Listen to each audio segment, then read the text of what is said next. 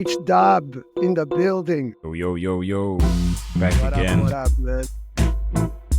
So my question to you is, does Pep get the sack if this continues? I mean, this is relegation form.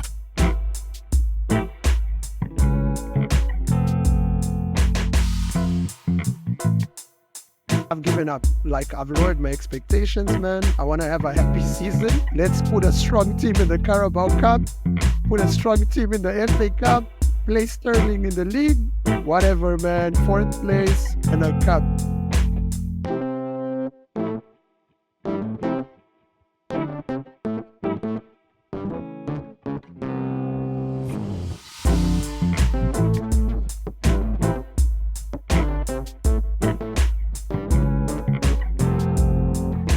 Listen, man, this is the worst spell Pep has had in his entire career. Huh? It's crazy what's going on with Man City. Yeah. I wasn't expecting this. I don't know where it's coming from, but it's funny because they're still just a few points behind us, man. Again, it's Premier League, anything can happen. Look, I think it will depend on what clubs do in January. Same with Ruben Amorim and Manchester United. I think for a lot of clubs, I still think it's early days. I also still think that Liverpool can actually still drop more points. They actually did drop points. And the way I put it is, like, in a football season, even the team that ends up becoming champions, like, they don't necessarily play the exact same way the whole year through, the whole season through. Like, there'll be tweaks, right? Even Pep Guardiola's done the same. Like, when he's gone and won those 4 titles in a row, he's had to tweak. There was one season where he actually had Stones, where he put Stones in midfield, you know, and because there was a bit of a strange run that were going on, and he adapted. And for me, it's like with Pep Guardiola, I still think that he can adapt. Like, he's one of the greatest, you know. For me, he's the greatest, but I think he's adapting too much, man. How can you put Mateus Nunes as a left back? I feel like the form that they're in, of course, they'll come out of it. They're Manchester City. I almost feel like it's more psychological. Maybe in the back of their mind, they're like, what's the point of pushing if we're going to get points deductions? You know what I mean? Because I don't know if you heard, the trial is done. Mm-hmm. The results are coming out in Jan, but then there's going to be an appeal, and I just feel like the players are a bit, you know, man, like, I don't know. I think just a split second of hesitation, like, are you really going to risk yourself getting injured, pushing? I think something is going on there in the background that psychologically is affecting the club, because this is not normal, man. I know it's not normal, but from what I hear is that this will still drag on. Like, no decision will be made in terms of points for this season or anything this season still, because even if they make a decision January, February, you're still going to have appeals, which is probably another like 3 months, you know, and the season's basically done. I think it's an aging squad, especially with certain key players, and also obviously the injuries. Their best player in the world, Rodri, injured. So it'll be interesting to see what they do in January, Manchester City, because, you know, as we know, they've got the capacity to move players around, you know, especially from feeder clubs, Girona. So they're able to see the loopholes and get players in without getting into trouble. It's just one of the things they're good at. And I mean, Chelsea has opened a loophole as well with selling hotels earlier in the season. Hey, You man, know what? maybe they just need to find some hotels to sell. It's not on our agenda, but I think we should mention, before we get into Arsenal, I think lastly I want to mention, like, Chelsea. I think, you know, I put my hands up. I think I was completely wrong, and so many other people, because Todd Bowley is a genius. Probably is a genius. We were making fun of what was going on there, these long-term contracts and so forth. But yo, I mean, they're up there, man. You know, they're up there. I think they won't last because I still think they don't have senior figures at the club. And I also think that their defense is still shaky. So, and also keeper, to be honest, I don't think Sanchez is the keeper that they should be looking at for future in terms of winning championships and so forth. So there's a lot of tweaking that they still need to do, but there's something there, man. They've done well with recruitment, you know, even getting like Sancho and Pedro Neto, and Yeah. they've done really well there. I take my hat off for that. So we'll see. We'll see what happens. The coach has been doing really well. Must also hand it to him, being ruthless as well with players like Sterling, and who suckered us into that. You say genius. Who, I Todd say, Bowley? man, if you spend 1.5 billion, you better be challenging. Do you know what I mean? Like Yeah, after yeah, yeah. spending 1.5 billion, but like, yeah, he's definitely not a fool compared to like how we were all like kind of making fun of him and blue billion-pound butlers. I think Chelsea, we have to take them serious now. This whole time Hmm. I've been like disregarding them, but actually the form that Man City is in and Arsenal are in, I actually think this is Liverpool's title To lose, yeah. still, but I feel like maybe Chelsea will give them a little chase to make it exciting. I do not see our team currently getting above 80 points. I think we'll get like in the high Yeah, 70s, yeah. and I can't see it as that's well. it. Yeah. I don't see us getting another like 89 points. I mean, we'd have to win every game. I've given up. Like, I've lowered my expectations, man. I want to have a happy season. You know what I mean? I don't want to be sad because we're drawing. If we like lose 2-0 to a crap team, I'm going to be pissed. But for now onwards, man, I think I'm with you finally. Cups, let's put a strong team in the Carabao Cup, put a strong team in the FA Cup, play Sterling in the league, whatever, man. Fourth place and a cup. Sterling, I mean, it's you look at those two signings, Yeah. and who was it that sanctioned? Was it Arteta? Was it Edu? Like that will probably come out later in Edu's Yeah. book Yeah. One day, one day, and we'll know. But you can't sort of like go back and dwell on the things that have happened. Now it's like, what do we do now? From where we are, how do we go forward? How do we rectify whatever we need to rectify? How do we get the right profiles in? And that's one of the things I'm a bit worried about, where there's just Arteta, and there's no Listen, sporting director I'm to so work with worried him. because I don't know if you've been seeing, there's been some PR pieces doing the rounds online about Jason Ato. Don't know No, if you saw. I haven't seen that. So he's been the current assistant sporting director, and he's been at the club for 10 years, started as a scout, and then when Edu and Arteta came, he got promoted to head Yes, scout. yes, that's okay. Yeah, That's yeah. I think I yeah, read something about it that is yeah.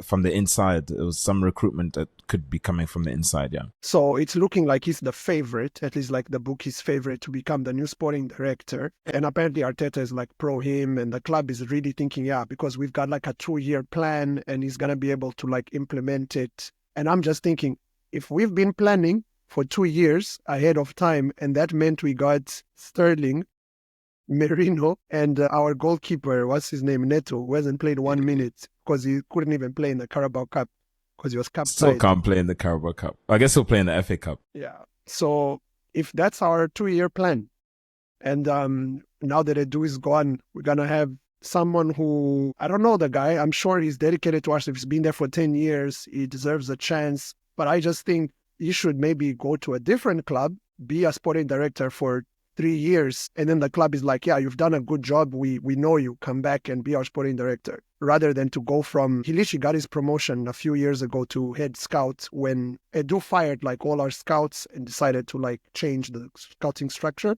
So in 2021, this guy became the head scout, Jason Ato, and now he's going to be the sporting director. And for me, I'm not saying he's a bad one. I'm sure he can be great. My question is he going to be the best sporting director that we can get? Because I think we need to stop fooling around and we need to go for like, who is the best we can find? Do you know what I mean? Because like potential, man, next season, Saliba, if I'm his agent and I'm watching what's popping, I'm telling him, bro, are you interested in Real Madrid in the summer? You know what I mean? Yeah. Even if I was his agent, I'll already be like, okay, I know you're saying you love Arsenal through and through, but these conversations are starting to happen. Real Madrid's defense, Militao is injury prone. Rudiger is not getting any younger. You basically would be the main guy there, in terms of the defense. So, yeah.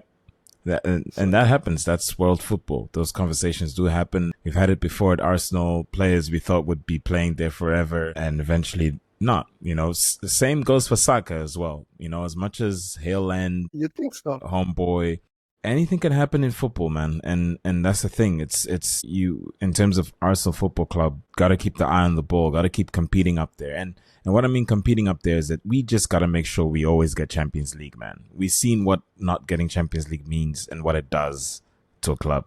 We've seen it and we don't want that again. So what I'm saying is that, again, you agreeing with me agreeing with you, basically going, as long as we can try and stay close to the league leaders, as much as we can, so that we can guarantee getting a Champions League spot. We got to guarantee that. We can't be in that dogfight, 5th, 6th, trying to get into 4th. Nah, come on. Like then I'll have serious questions about the manager. But if you were to ask me about the manager right now, I know there's a lot of panic online and some people, here and there fed up and so forth. I am 100% behind the manager, man. I still believe in Arteta. I look at what's out there in world football in terms of the managers. I think there's no better manager for us right now. Let me use that word, right now, because that can also change. Completely normal in world football. But I think Arteta is still the right man for us, still the right coach. He's giving the young kids a chance now. You can see that. It's what we've asked for. That's what I'm saying. Like, people gotta be patient, Like, I think Arsenal fans, like, we're not, I don't know what's wrong with some people. Like, we're not patient enough. We asked for this. We asked him to play the kids, so he's played the kids now. So what else do you want, We're crazy. Yesterday I saw people have been saying Nwaneri needs to get more playing time. Arteta yesterday is like, let me put on Nwaneri. Odegaard is coming back from an injury. He's played a lot of games. He's not having a good game. Let me take him off and put Nwaneri. Exactly. People are like, why is he putting Nwaneri on? And it's like, bro, you literally last week were saying Nwaneri needs to get game time. Do you know what I mean? So I feel like we're going crazy. Yeah, we're sick people. We're sick. Yeah, we're sick. Like Man City, if what just happened to Man City now with Man United, this game, when the last 2 minutes, they went from winning 1-0 to 2-1, people would be like, Arteta out, AFTV would be getting millions of views, people are protesting outside, fire the Cronkies. Man City, I still don't think there's a crisis, even though there is clearly one. Do you know what I mean? Like, people are chilled. We win 1 week, we think we're the best, we lose the next week. My God. Like yesterday, I was depressed, man. Like, even here at home, man, I had to like my friend's like, what's wrong? I'm like, did I do something wrong? I'm like, listen, I just need to go to sleep. Arsenal is like ruined my weekend. Like, I'll see you tomorrow, Yeah. So same thing. You're reading all these things online, and I just think people have gone mad. The way I look at it is, Liverpool have got a game in hand. They're 6 points ahead. It's not doom and gloom. Remember, Liverpool were like 9 points or something like that. They were from us. Yeah. And although it can be that again with the game in hand, but, let's hope that Everton bring that same energy that they did yesterday when they played them. That game Fulham did. Decided. Fulham.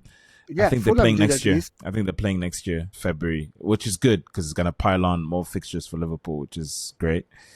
But at least Fulham, yeah. They kept the same energy. They came and through Bournemouth. and nearly like won. Bournemouth and Fulham, because when we lost to Bournemouth, right? The red card, Saliba. We lost, right? I was like so pissed off, and then actually I've seen what Bournemouth has done to other teams, and it's like, you know what? Okay, it's fine, Yeah. So let's hope Everton brings all of that Sean Dyche energy, man. I mean, I saw something online. I'm trying to find it here. Here we go. Someone said perspective. I think this is Legrove, at Legrove. You're saying perspective FC analysis. You're saying Vallecano 3, Madrid 3. These are the results over the weekend. Juventus 2, Venezia 2, Mainz 2, Bayern 1. Bayern lost. PSV lost. Liverpool drew. Arsenal drew. Lille, Marseille 1-1. Reims and Monaco 0-0. Mallorca 2, Girona 1. These teams are teams that have played in the Champions League this past week. So, take things into perspective, And don't forget, Everton got their match postponed. Exactly. Never mind that they didn't play midweek. Yeah. They didn't play last weekend. They've had a lot of time to prepare for us. Break. You know what I mean? And to have like the energy. We played 2 games while they weren't playing it, because if you include the Champions League 3-0 win against Monaco, they had a lot of time to study how we do everything. And also, like, physically, they're so rested, because I was thinking yesterday when the game started, I was like, you know what, like, we actually gonna win this game, because Everton didn't actually come into it with any ambition. There was like one moment in the first 10 minutes where they almost like were through on goal, and Gabriel, I was like, yeah, this guy, world class, always passes like everything, you know what I mean? He gives everything on the pitch. He made this amazing block where he Decore, Yeah, I saw that. And he went Yeah. sprinting past someone else. I don't know if you Yeah. saw. He like sprinted past another one of our defenders and he slid through and blocked a ball, right? That was like the one moment where Everton was dangerous. After that, the whole first half, Arsenal was dominating. We had many opportunities to score. We didn't score, but we were dominating. We were playing well. We were suffocating them. I was like, oh, this is a matter of time. Yeah. But then second half, we just dropped. And I think that's where that physical wall hit some players. You know what I mean? Yeah. Meanwhile, Everton was still fresh. So throughout the whole game, like they were on point. And they were defending for their lives as well. Yeah. And they had Tarkowski, is that his name? And Braithwaite. Like those are big guys. Those are great players, man. Yeah, those are big guys as well. That Braithwaite, he's actually should look into that. I mean, we love CBs. We love our CBs. Man, you know, I'm still thinking how we love left backs. A Saliba deputy, you know. I'm still thinking how we loved left backs. So I'm like, you know what, man? That guy from Fulham is still on my mind, man. Yeah, Robertson's been playing really well. He did well against Liverpool as well. Because I was thinking about it, man. You know, we have seven left backs in our squad of 23, our small squad. 7. Yeah. And we actually cannot rely on any of them, man. Yeah. Like, so Calafiori for me is a starter, but he's got a fitness issue. Right? Yeah. Like, we cannot expect him to play every game. But I actually was counting and I was checking the rest, man. It's 7, bro. And they're not, like, we cannot try. I was like, can we sell, like, 3 of them and just get one guy who is, like, reliable? He doesn't have to be amazing. He can be, like, second choice. But just some guy who we know, like, this guy was fit for every game we need him to play. Do you know what I mean? Like, that's his one job. Please be left-footed. Play left back as your main position, and can you just be fit? Like, that's it. That's like minimum expectations, man. You know what I mean? But at the same time, maybe I'm being harsh because Lewis Kelly, after the first few games, I was like, yo, this guy is still too young. He's a bit raw. Like, he makes some defensive lapses. But that Monaco game in the Champions League made me think, you know what? Maybe we've got a baller here, man. Maybe it's good that we've got a crisis so that he can get game time. And like you've been saying, that's the one thing Arteta is doing this season. He's giving youth a chance. He's giving Nwaneri time. He's giving Lewis Kelly time. And he's even played other kids in earlier rounds of the Carabao Cup. So at the same time, like, I'm not going to go against Arteta. I'm still also 100% with the coach. But I just think we need to now lower expectations, man. I'm not thinking we're going to catch up and win the league. I'm going to stop looking at Liverpool's results. I actually think even if we do somehow fall short, I don't know. I just don't. One of the things is why can't we score goals? Like, and one comes back down to the business we didn't do, right? All due respect to Havertz, I think Havertz is such a useful player, a valuable player, but he's tired. He's playing like nearly every match, twice a week. The man's tired, man.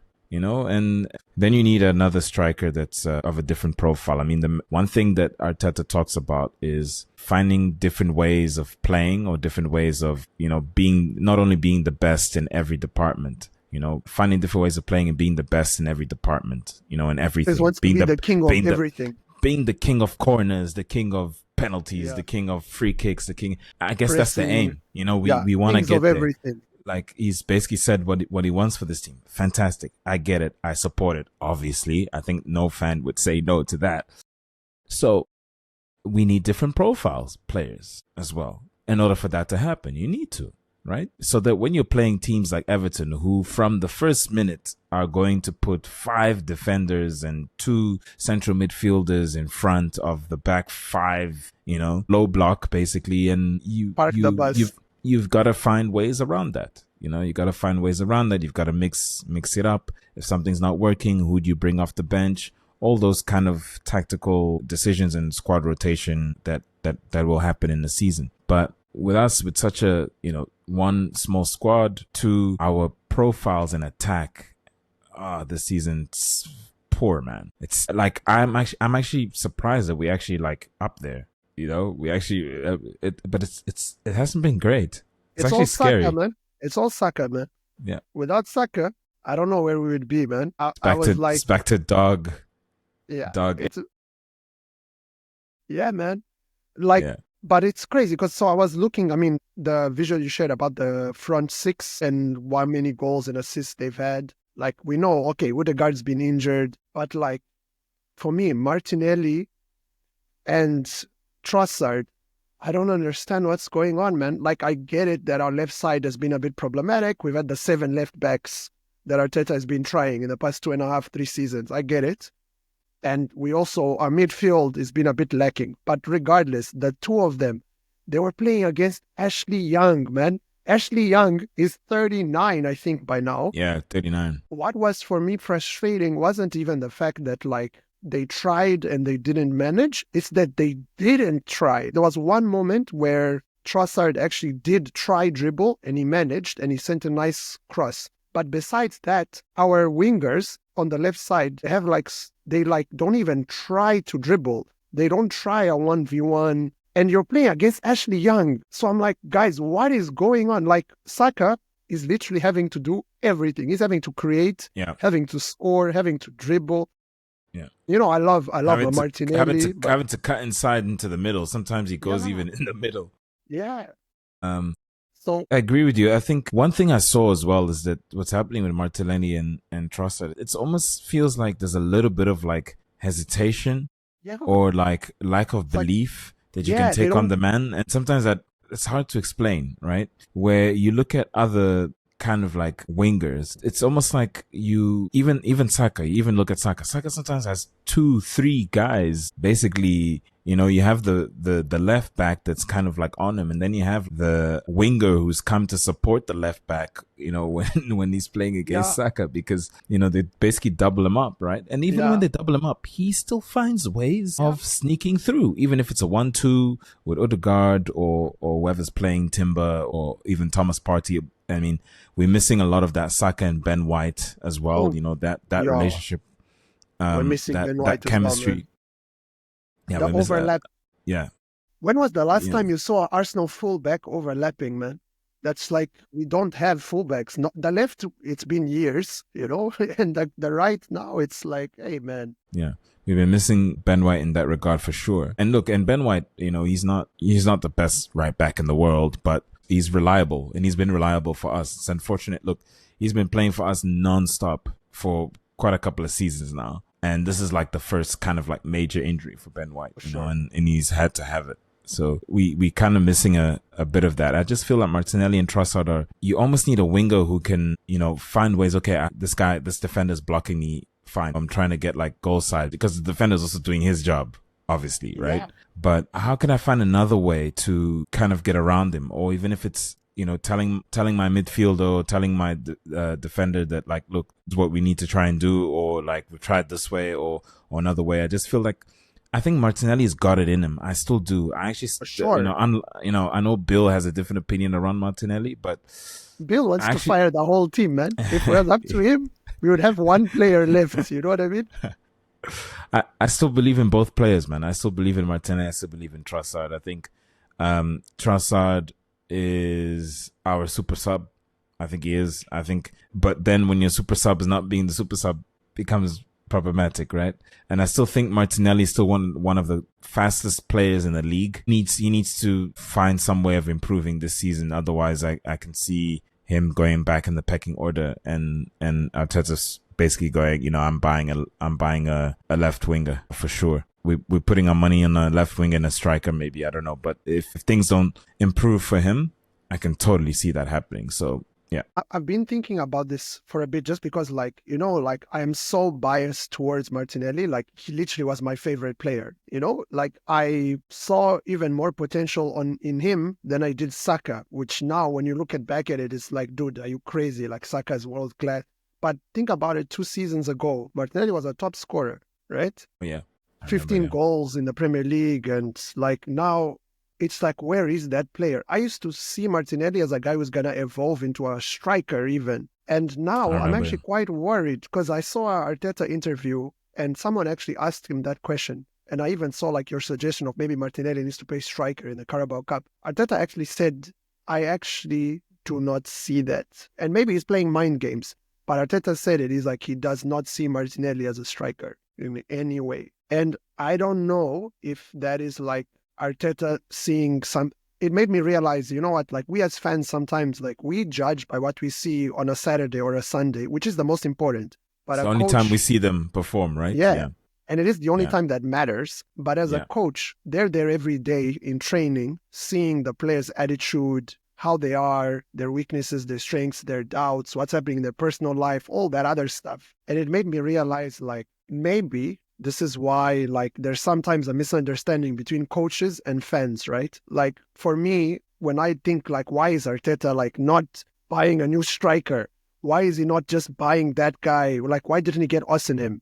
You know, he's on loan at freaking Galatasaray in Turkey. And maybe the coach is more like, I see all these talented players, but do these talented players have the right personality Yes. for the dressing room? Are they going to build the right relationship with a certain player, Yeah, etc., you have etc.? to. You have to And it always made look at me, that. yeah, and it made me a bit more sympathetic because I must say, last night before going to sleep, I was so pissed off. I was thinking, like, you know what? We need 5 new players. That's it. I was like, Trossard and Martinelli, one of you has to go. Like in my mind, I was like, done. But that's crazy. Obviously, it's emotional. The game just ended and you're pissed Yeah. off. And I woke up today and I like remembered Monaco's game, which was a few days ago, man. And I was like, Exactly. bro, chill, breathe. Like life is not, you know. Yeah, and you also gotta take your hat off to Everton, man, as well. And also Fulham the week before. Prepared really well. Game plan, got their game plan, executed it. And that's football, man. That's Yeah. football. Some days Martinelli stays onside and you win the game against Fulham. Odegaard, that sitter, basically that chance that he had goes in the back of the net, and 1-0 against Fulham, 1-0 against Everton. Hey, happy days. We're going to win the league. We're gonna win the league. Yeah, exactly. But, Because of centimeters, huh? yeah, it's the fine margins, right? Yeah, It's the fine margins. And the thing is, you're not going to find Erling Haaland out there. And even Erling Haaland right now is struggling, Today he looked, So- I didn't think he looked like he was going to score like the whole game. And this is Haaland. Mbappe right now in Real Madrid looks like he can't find like his form. And you know what I mean? So I think we So- forget sometimes as fans the human side, huh? Exactly. You forget the human side. You forget that these guys are not robots, for sure. These guys are not robots, and I completely agree with you in saying, like, you woke up, you felt more sympathetic, you started thinking about things from a team cohesion, and that's what Arteta and Edu have been doing so well with us. You look at our team, you look at how everyone is there with the mission. Look at how everyone is also seems to be, and our team, it seems to be that you need to find a partner and get married, apparently. But you're looking at how they're all committing to their partners, and that it shows that there's an attitude around the right attitude around the squad. You even see it with Thomas Partey, who just became a father recently. Odegaard just became a father. It's a lot of these things, and also I have a theory about Odegaard. Since he became a father, he's been missing sitters, man. So I don't know if he's been sleeping. You as a father, exactly. You as a father, his concentration, maybe it's from the lack of sleep. Yeah, you're probably right. It might be that newborns. But he'll be fine. He'll adapt to it. It's nothing to be worried about. And by the way, Havertz and Odegaard wasn't one of them best men to the other's wedding this summer. You know what I mean? I think one of them was best Yeah, man. I think they went on. I know they went on holiday together. Yeah. But yeah, it's nice to see these team cohesion, and like you said, they have to think about these things. Is this guy too much of a diva? Is this guy too much of a superstar that's going to ruffle? Yeah, and we've had those characters. Although those characters also helped us win a lot of games, FA Cups. But you gotta always see it in that perspective. It can go completely right and it can go completely wrong. You know, I look at like Chelsea and like they went wrong last season, but it seems like they've got a manager who's helping them tick. And for now, but again, like I said at the beginning, it's football. Now they're cooking. A year from now could be, hey, get out. A year, my friend. 2 weeks from now, we don't know. Things can be going pear shaped. I have a plan, man. Yeah. Send Sterling back. We send him back to go cause problems in their dressing room because he's not getting playtime. You know what I mean? But even Sterling. So I know I've been like a big hater of Sterling throughout. I want him to succeed because if he does, it's good for us, man. You know what I mean? I know I've been hating, but I actually Okay. would play him Bring. for this Carabao Cup. I would start Sterling because we need something, man. We need something from someone else other than Saka right now. And please, like, prove me wrong and just play well We should definitely mix it up. We're playing Palace like twice in a immediately row. twice. So also playing a bit of man games. I think it'd be good to mix things up for Carabao and for Premier League. Premier League is away at Selhurst Park, I think. So that's also a tricky place to go, as we know in the past. Yeah. London Derby as well, and they're also in good form. I saw a bit of the Yeah. game against Brighton, and I was like, wow, okay. Yeah, I was a bit sad. I was like, damn, why you guys gotta be good just before us, man? Yeah, Mateta as well throughout. He was here playing for France in the Olympics Yes, for yeah. the French one. Yeah, so yeah. Since then, even when he came, he's like been so good. Like I must tell you, I don't think we're gonna win both games, and I'm already trying to not be pissed if that happens. I'm happy with winning one of the games and a draw with the other. But my question to you is, for you, Which which one one? is the more important now? Carabao. You know me, and you know my stance. I've been on that stance since the beginning. For me, Carabao and FA Cup should be priorities this year. This team needs to win some silverware, man. They need to feel what it's like having a medal over their neck, Yeah. lifting something, even if it's Carabao. I know I agree. it doesn't mean much to a finally lot of agree fans, with you. I but finally agree with you. to go to Wembley, lift something, it brings up that morale as well. Like it also helps with contracts. How do you keep players? Are you building towards something? It's better having that kind of spirit than a spirit where you're always falling short. So I agree. yeah. Man. Yeah. And let's do. Do you want to try and do the team that you'd start for Wednesday, and then the team you'd start? Okay. Like what changes you'd make for the All Saturday? right. Let's So see. Putting you on the spot, manager H-Dub. Sure. Obviously, it has to be Raya because you can't start. Not start Neto. What? Yeah. So funny. MLS, Miles Skelly left back Yeah. for sure. coming of age for him, huh? Yeah, The way he played in Monaco, man. Yeah, Kivior next Yeah. to him for sure. Has to start as well, man. Yeah, He's give playing well, Gabby. finally. Gabby had a knock, so yeah, let's put him on nice as you can. I mean, big boy Saliba, yeah, Play. gotta play, and then it's gonna be Timber on the right. Timber, if they don't decide to put Party on the right, but yes, please put Timber there, man. Yeah.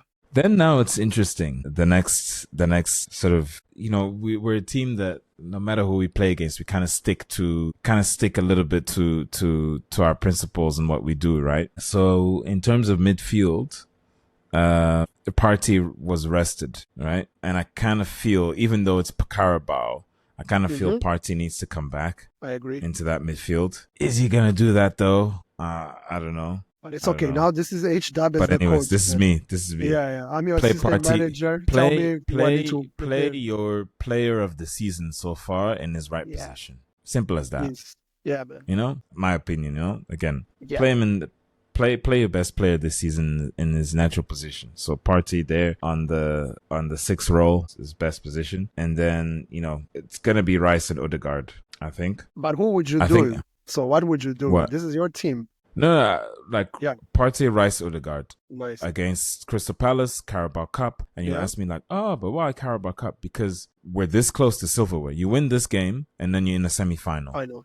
It's anything again, can happen. strong team, and We you can get be into in the that final, and it's a chance to win some silverware. So Yeah. Crystal Palace, we know are in good form.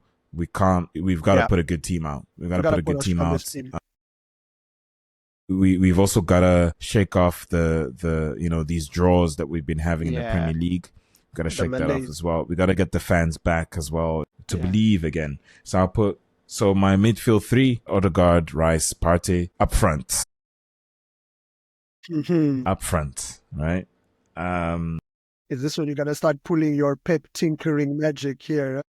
Saka on the right. So then the last 2 positions on striker, Gabriel Jesus, and left wing, Raheem Sterling, for this Carabao Cup game. Bring in the little spice. Yeah, nice, man. Yeah.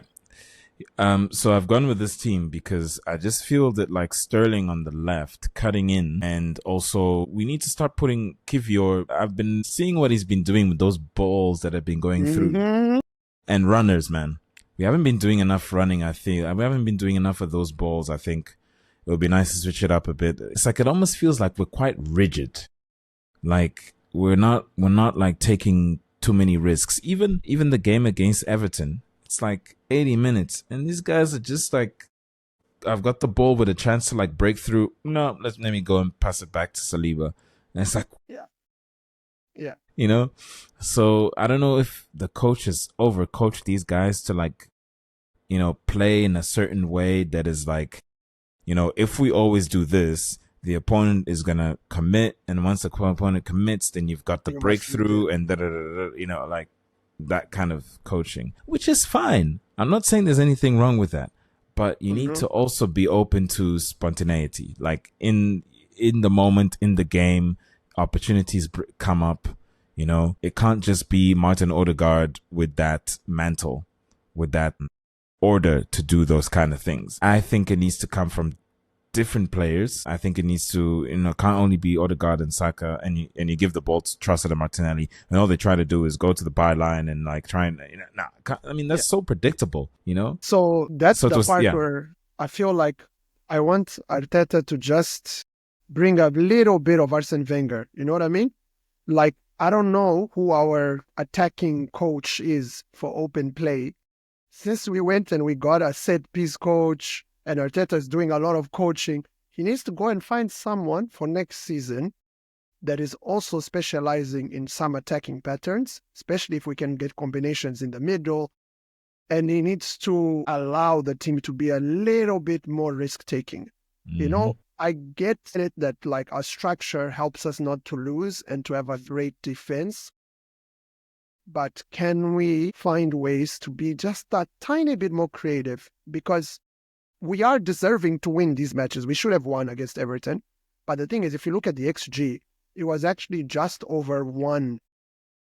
One Pickford worldly save, someone else misses a sitter, and we don't win. Do you know what I mean? That's like how close the margins are. But if we have just a little bit more, then one way can be getting a new striker, but another way can also be just being a little bit more risk-taking. It does, however, mean that we might concede a few more shots, but Raya can save them too. Do you know what I mean? Like Raya yesterday, I actually don't remember him making one save. I don't know if he made one save. You know what I mean? Like he did True. it. Yeah. And maybe if we had just told one more player to push forward, we might have conceded a little bit, maybe risked losing, but we maybe also have a chance of winning. You know what I mean? Because I don't know, man. You gotta risk it to get the biscuit. Yeah, attacking coach. Maybe that is the solution. I don't know, but that's for me is something that I've been feeling with these games as well. Even though Odegaard is back as well, and it's so predictable. So opponents are now just going to okay, let's watch Arsenal, let's watch tapes. This is exactly what they're gonna do. But I do have one more question for you regarding this. You're sending your Christmas wish list to Papa Wenger. You want two things to help Arsenal for the rest of the season. What are those things you're asking for, man, for Christmas that you feel like Pay the refs. Joking. Trip to Dubai. We need another one of those. We need to reinvent ourselves during the winter break. This is obviously it's not me saying that like this is going to happen. It's not me being realistic here, right? I could just because Arsene Wenger's not Father Christmas, so I guess that. I mean, it comes from Strasbourg, man. But what I'm saying is, you know what we need. We need a striker, but it's not going to happen in January because we're not getting a striker now. It's hard to find strikers at this time in the group.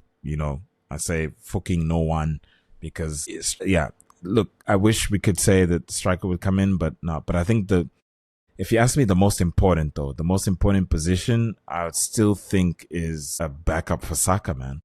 Believe it or not, like I know it's just like if he gets injured, like season is over. It's done. Like it's done. You know, we might as well start becoming going full on low block. I don't know who you're gonna put up there, but it's basically done. Might as well be Stoke. Yeah. We got the set pieces down. I mean, we are Stoke already, so nah, we still need the long throws, man. We need the long that throws. I'm waiting. that for me is still an important position. Mohamed Kudus, things are not going well at West Ham, but also West Ham could be without a manager soon. There's rumors flying everywhere. It's silly season, you know. Now his It's silly managers are getting season. fired, man. You saw Wolves. Yeah, he got Gary O'Neill got fired, yeah, sacked. Yeah, and well, that was coming, man. These guys were doing WWE every week. And I would say like that 8th position is a problem. It's still a massive problem. It's a massive problem that I think is still contributing to the left side being bad. Yeah, it's still. I haven't fixed it. So I heard Josh Kroenke was at the game. Yeah. It's interesting. Maybe he can hear my Santa Wenger list here. Papa Wenger list. Papa Santa list. Mm-hmm. To end it off, I think it's not doom and gloom. Not at all. Long season ahead. Not even halfway through. Liverpool also have some tricky games. Same as Chelsea. Same as Man City. You know, for us, I think we just got to figure out. We just need to take these chances, man. The thing is, we're getting the chances. We are. It's not like we're not creating anything. You know, when we didn't have Odegaard, yeah, we weren't creating enough. But I think now we are creating, but it's just not. You know, you saw the game against Monaco. Even that game could have been 6-7-0. Yeah. You know, ended up being 3. So many chances. So we need to. We need a. I don't know. If he needs to get in a hypnotist to work with Gabriel Jesus and Odegaard as well, and kind of, you know, tell him to relax with Martinelli as well, to like not overdo it, don't overcook, stay on side, please. I just think that looking at those 2 performances, Everton, Fulham, like I said, it was just like fine margins. If he was offside, if Odegaard took his chance, you know, we'll be flying high right now, and that's football. You know, that's football.